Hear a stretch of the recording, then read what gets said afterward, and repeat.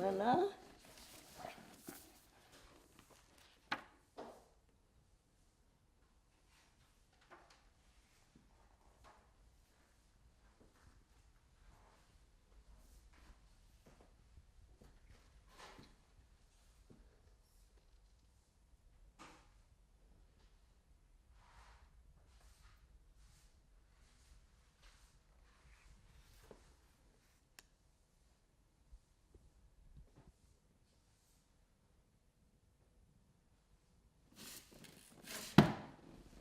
Eh bien, j'ai toujours été intéressée par la Bible. Dès l'école normale supérieure, où j'ai eu un père très versé dans la Bible et qui m'a rendu passionnée. Ensuite, nous avons eu, mes amis et moi, des sessions nombreuses avec de grands spécialistes, Guillet, Beauchamp, Léon Dufour, qui sont même venus faire des sessions à Tours. Ici, il y a eu des sessions bibliques avec dans cette pièce même, avec de grands spécialistes.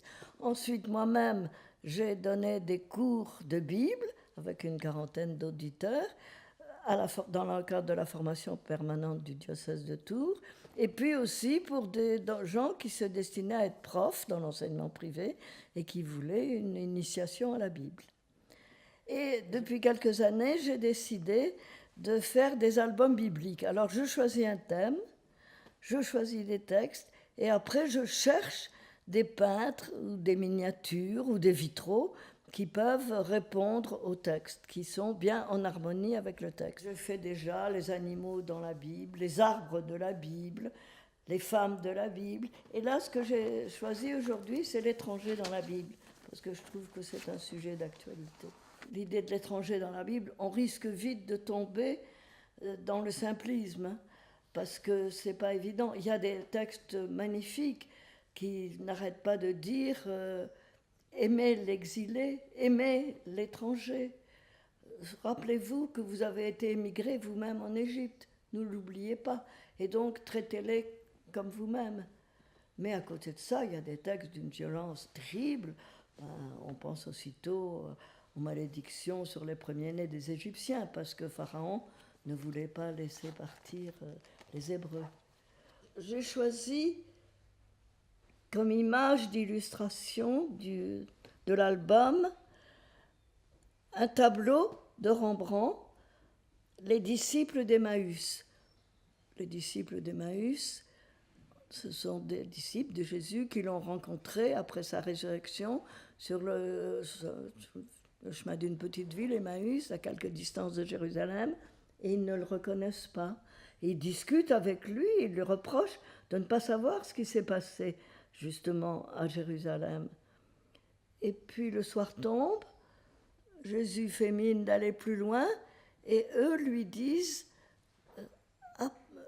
viens dîner avec nous. Et Jésus accepte. Et ils le reconnaissent enfin à la fraction du pain. Mais pour eux, Jésus ressuscité était un étranger. Et je trouve que c'est ce que a admirablement rendu Rembrandt. Et là, c'est la stupeur des disciples qui tout d'un coup reconnaissent la figure de Jésus, ce Jésus qu'ils ont côtoyé pendant 3 ans, avec qui ils ont vécu pendant 3 ans. Je trouve évidemment la lumière, comme toujours chez Rembrandt, est magnifique, et le Christ ressuscité, on ne voit pas son visage, et c'est le propre de tous les récits de résurrection. On ne reconnaît pas Jésus, il est là et il n'est pas là en même temps. Il est au-delà des prises humaines. C'est le cas dans tous les récits de résurrection. Marie-Madeleine, quand elle voit Jésus, elle le prend pour le jardinier.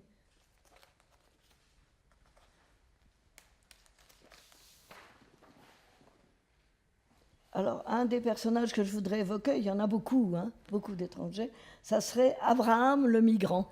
Abraham est originaire de Our, en Chaldée, en Mésopotamie, donc d'aujourd'hui, avec sa femme Sarah et son neveu Lot. Ils avaient déjà un peu émigré. Et là, vers Haran, qui est toujours en Mésopotamie, et là, Yahvé leur est apparu à Abraham et lui a dit « Quitte ton pays, va-t'en vers le pays que je te désignerai, et je te donnerai une très nombreuse descendance. » Et donc Abraham a émigré vers la Palestine, mais en Palestine il y avait une famine, donc il est allé jusqu'en Égypte, donc toujours un migrant. Ensuite, quand la famine s'est estompée, il est revenu en Palestine et finalement il s'est établi près du chêne de Mambré. Le chêne de Mambré est très célèbre dans la Bible parce que les anges lui sont apparus à Mambré pour lui annoncer qu'il aurait un fils. Et il y a un épisode très amusant parce que Sarah, sa femme, qui entend l'histoire, elle rit. Elle rit, bien que ce soit la parole de Yahvé. Elle rit parce qu'elle dit comment est-ce que j'aurai un fils alors que je n'ai plus ce qu'ont les femmes d'habitude et que mon époux a passé beaucoup trop d'années pour avoir un fils. Mais bien sûr, la promesse de Dieu se réalisera plus tard. Ils vivent à Mambré, ils vivent en Palestine. Et au moment où Abraham sent qu'il va mourir, il décide d'acheter un champ à des Palestiniens parce que pour être enterré, parce que s'il est enterré en Palestine, sur une terre qui est vraiment à lui, il sera intégré vraiment au peuple hébreu. Il ne sera plus un ger. Un ger, en hébreu, ça veut dire l'hôte de l'étranger qui est un hôte de passage en Israël, en Palestine. Enfin. Et donc, il décide d'acheter ce champ. Les gens veulent le lui donner parce qu'il est déjà installé là depuis très longtemps, mais il dit non, je veux l'acheter parce que c'est vraiment le signe que j'habite là. Il y a une miniature qui représente Abraham et Sarah enterrés en ce lieu, c'est la grotte de Machpala, en ce lieu qu'il avait choisi, qu'il avait résolument acquis pour qu'il soit bien signifié qu'il est intégré au peuple hébreu. C'est dans une Bible de Constantinople qui est actuellement dans la bibliothèque du Vatican. Donc Abraham, c'est vraiment la figure du migrant. Je vous parlerai ensuite des femmes étrangères qui ont épousé beaucoup de rois ou d'autres hébreux. Au moment où les Hébreux, les Juifs maintenant, sont revenus de l'exil à Babylone, il y a eu tout un mouvement qui s'est refermé sur lui-même, on dirait aujourd'hui qui s'est radicalisé, et qui a fait renvoyer toutes les femmes étrangères. Et Dieu sait qu'il y en avait. Alors qu'au même moment, puisque c'est à ce moment-là, au retour de l'exil, que la Bible a été mise vraiment par écrit et a été vraiment codifiée, il y avait d'autres courants, et en particulier dans l'Exode, le livre de l'Exode, on voit Moïse.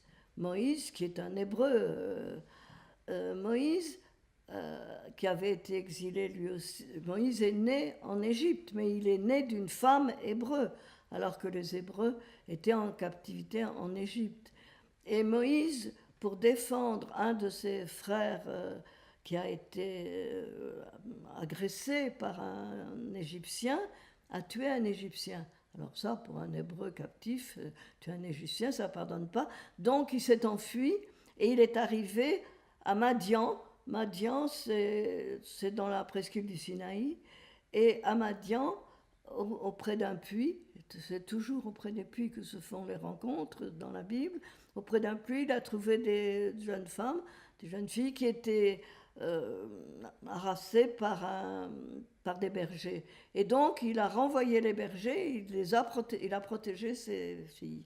Or, il s'agissait des filles d'un prêtre de Madian, donc un prêtre non hébreu, hein, bien sûr, et qui lui a donné en mariage sa fille Sipora. Donc Moïse, qui est celui qui a conduit son peuple, à qui Dieu donnera la mission de faire quitter à son peuple l'Égypte, d'échapper à l'esclavage, qu'est-ce qu'il épouse? Il épouse une fille qui n'est pas une hébreu, qui est la fille d'un prêtre d'une autre ethnie. Donc on voit que le repli sur soi de certains juifs revenus d'exil à Jérusalem n'est pas la situation la plus générale. Alors là, vous avez l'épouse madianite de Moïse.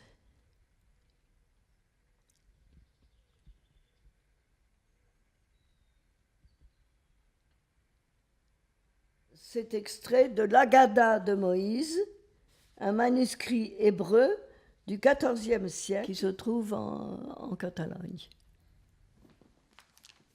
Alors, une autre femme très très célèbre de la Bible, c'est la reine de Saba. La reine de Saba, le Saba, c'est le Yémen actuel. Elle est venue donc depuis son pays, c'est une reine, hein. Elle est venue trouver le roi Salomon. Et parce qu'elle a la réputation de Salomon est venue jusqu'à elle, et sa réputation de sagesse, il a une sagesse extraordinaire, qui est une sagesse donc pour les nations. Et là, on trouve un thème très important de la Bible, qui est que Israël est lié aux nations, et que quand Israël échappe aux nations, quand Israël n'est plus en relation avec les nations, Israël perd sa vocation, perd son identité. Cette relation d'Israël et des nations, c'est quelque chose d'absolument fondamental dans la Bible. La reine de Saba est éblouie par la sagesse de Salomon et elle s'en retourne ensuite dans son Saba, qui est Saba, S-A-B-A, qui est le Yémen actuel. Elle s'en retourne en proclamant les louanges de la sagesse de Salomon, c'est donc un texte tout à fait universaliste, qui est intéressant pour cela. Voilà un Chagall qui est magnifique.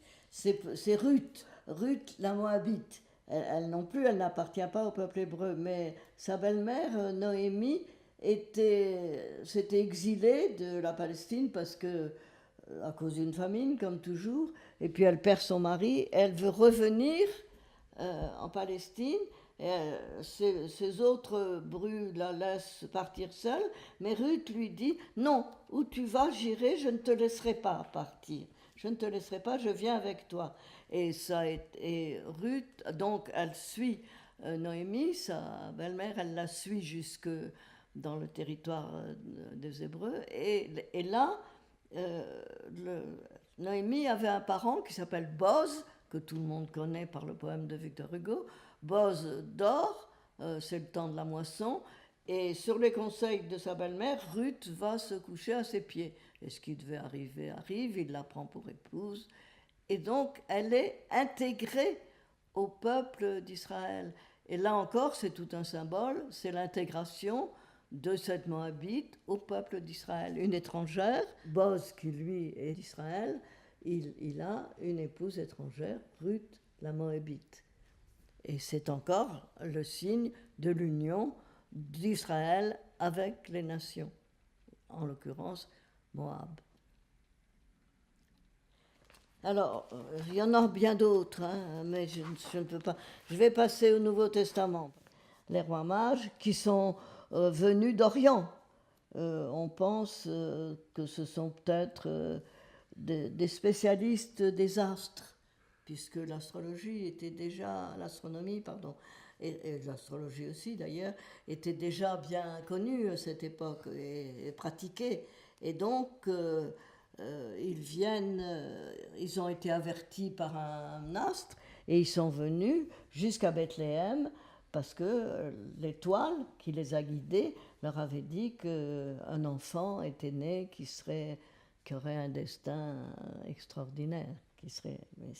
Donc, ce sont des étrangers qui, les premiers à l'appel de l'étoile, viennent adorer Jésus. Donc, il y a, là encore, c'est l'Orient qui vient vers Jésus, qui n'est encore qu'un nouveau-né, dont le destin ne semble pas encore bien développé. Dans le Nouveau Testament, j'aimerais bien aussi évoquer le bon samaritain. Jésus dit qu'il faut aimer son prochain, et les légistes, qui sont tout le temps en train de lui poser des cols, lui disent « Mais qui est mon prochain ?» Et alors, pour répondre à leur question, Jésus leur raconte une parabole. Il dit, voilà, il y a un homme qui avait été blessé, qui était tombé sur le bord de la route. Arrive sur cette route, sur ce chemin, passe un prêtre. Il passe, il ne s'en occupe pas. Vient ensuite un lévite. Il passe, il ne s'en occupe pas. Arrive un samaritain. Le samaritain voit le blessé, il le relève, il le met sur son cheval, il l'amène à l'auberge la plus proche. Le cheval est très bien là sur ce vitrail. Il l'amène à l'auberge la plus proche et il dit à l'aubergiste, je vous donne de l'argent pour nourrir et soigner ce blessé, et si à mon retour vous avez dépensé davantage, eh bien vous me donnerez. Alors c'est d'autant plus intéressant qu'à l'époque de Jésus, les Samaritains étaient considérés comme des étrangers par les Juifs, par les habitants de la Judée, parce que c'est un territoire qui avait été annexé par la Syrie.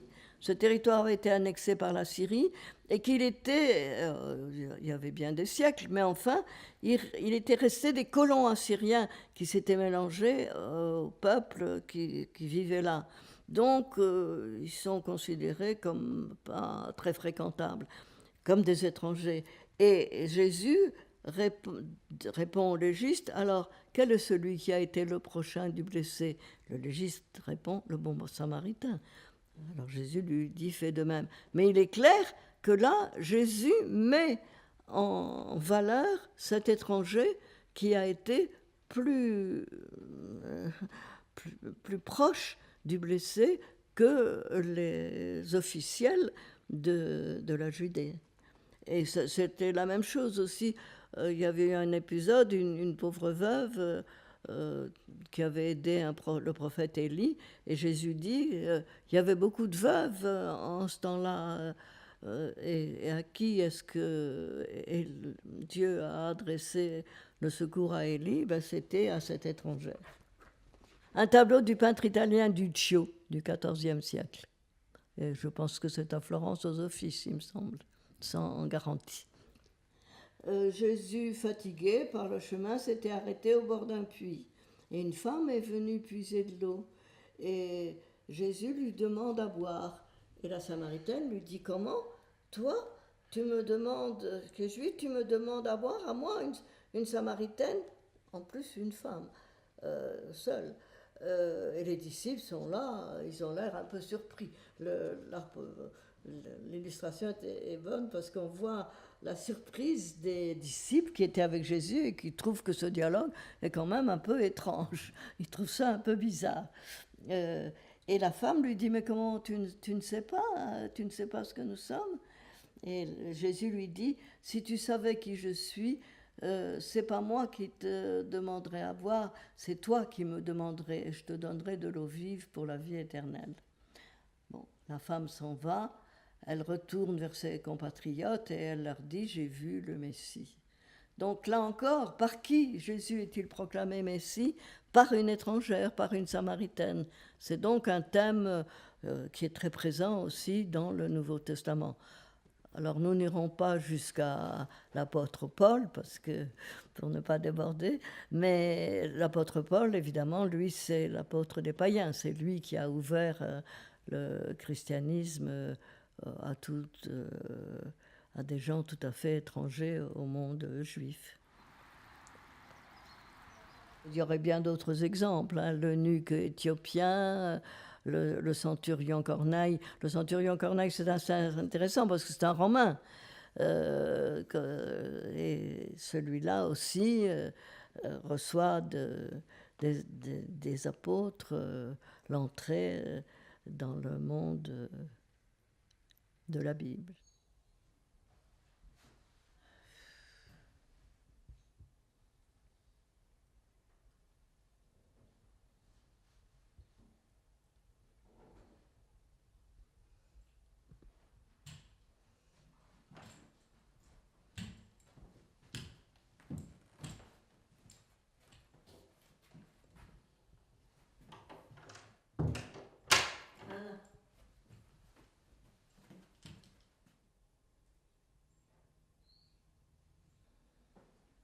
C'est la chapelle du Rhin, elle se trouve sur le plateau de Millevaches. On y est allé souvent en promenade dans cette chapelle. C'est difficile de les faire tenir correctement. Ah ben voilà. La lumière dans la Bible, j'aime bien, il est beau celui-là aussi, parce qu'il y a des belles reproductions. Il est beau. Les arbres. Jésus en chemin, c'est bien aussi celui-là. Ben, c'est les disciples d'Emmaüs, encore une fois, de Rembrandt.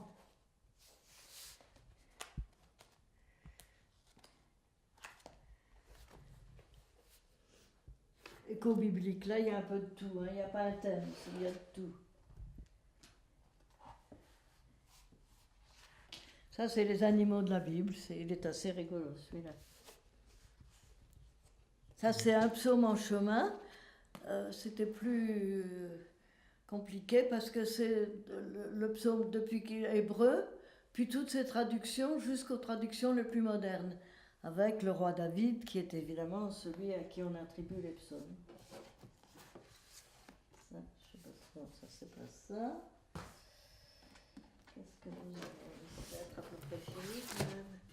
Ah, ça c'était pour une amie incroyante qui m'avait dit, moi je connais pas Jésus, est-ce que tu pourrais me faire quelque chose sur Jésus? Et donc je vais fabriquer ça. Voilà. Et puis, qu'est-ce que c'est? Ah, ça c'est les femmes de la Bible.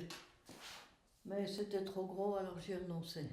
Vous verrez Ève, là voilà. C'est Chagall, naturellement.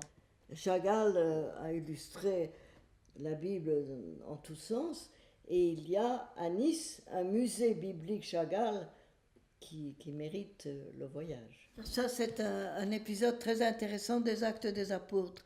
C'est un disciple de Jésus qui s'appelle Philippe, et l'ange du Seigneur lui apparaît et lui dit, va-t'en sur cette route et marche. Et voilà qu'au même moment, il y avait un eunuque éthiopien qui était un serviteur de la reine d'Éthiopie et qui se trouvait sur le même chemin.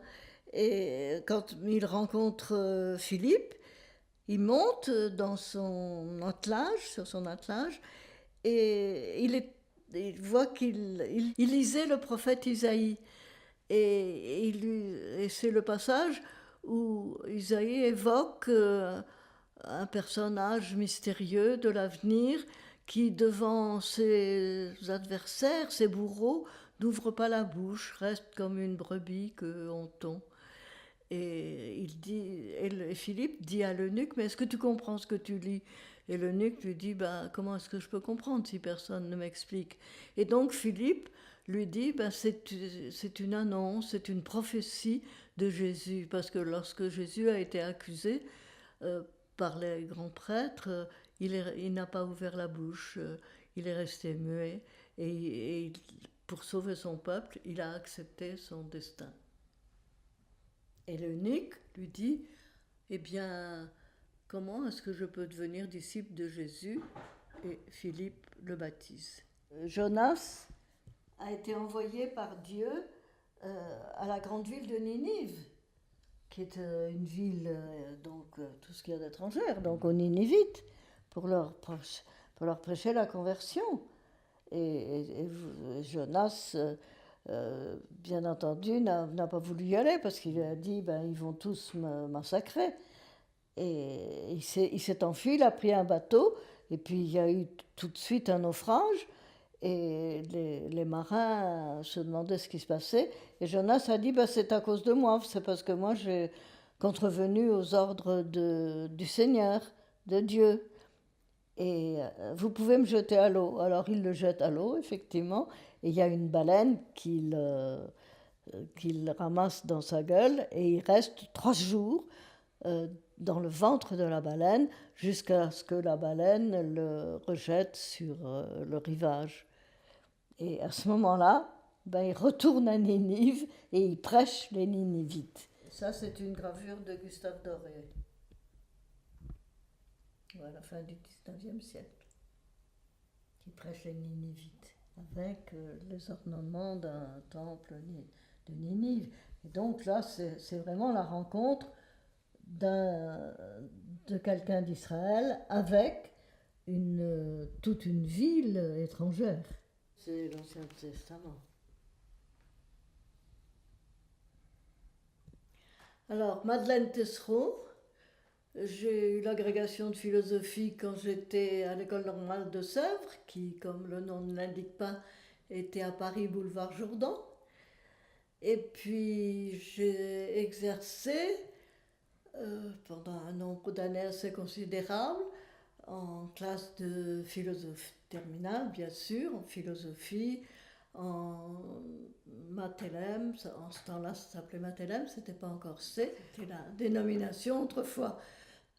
J'ai aussi été à la faculté des lettres de Tours, où j'enseignais, mais épisodiquement, la psychologie à une centaine d'étudiants, à la fois des psychologues, des sociologues et des philosophes. Parce qu'il avait été question à un moment de supprimer la philosophie en classe terminale. Et donc je m'étais dit qu'il me fallait une autre spécialité et je m'étais donné une formation en psychologie et c'est pour ça qu'on m'a demandé de faire cette suppléance à la faculté de Tours.